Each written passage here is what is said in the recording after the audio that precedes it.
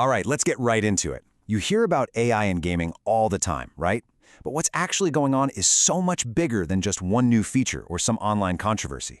We're talking about a massive, deep-seated shift that's happening at every single level of the industry, from the actual chips inside your console all the way up to the global servers that run our games.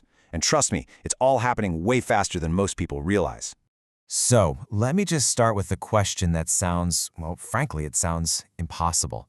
Could a handheld console, something you toss in your bag, actually perform as well as a beast like the PlayStation 5?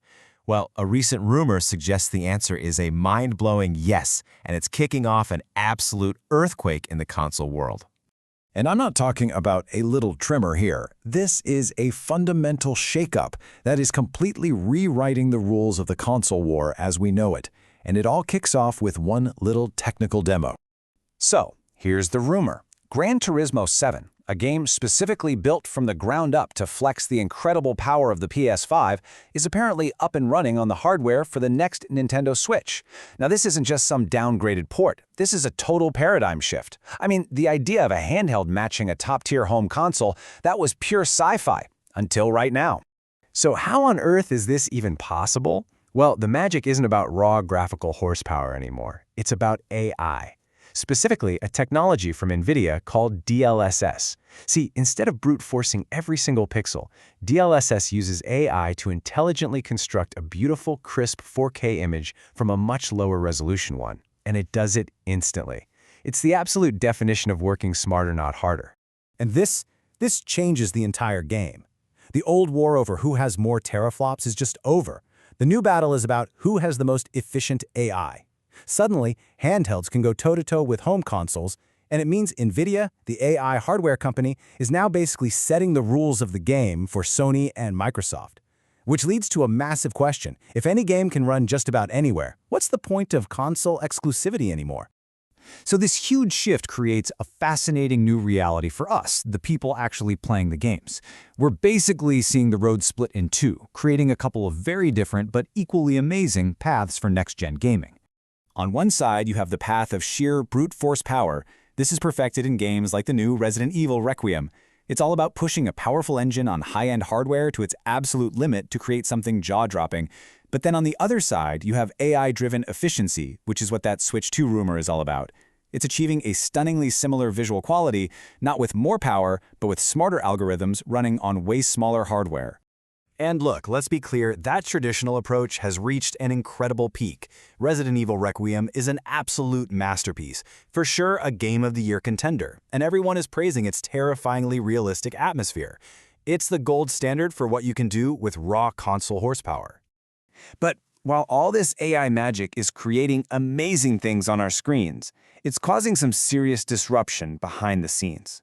So let's shift our focus away from the console and into the development studio, where AI is quickly becoming the new automated creator. The first major flashpoint is happening with voice acting. The game Arc Raiders suddenly found itself at the center of a huge battle when people discovered the studio was using AI-generated voices for its characters pretty extensively.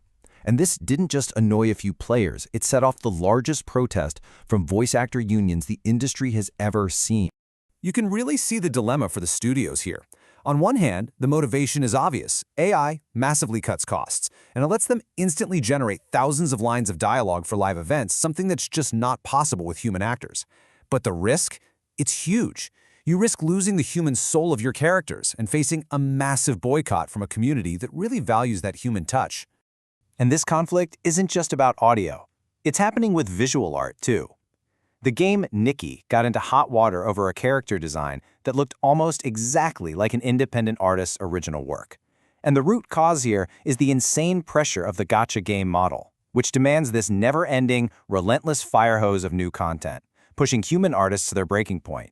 So what's the industry's big solution to this kind of immense creative pressure? Automation. And they are not kidding around.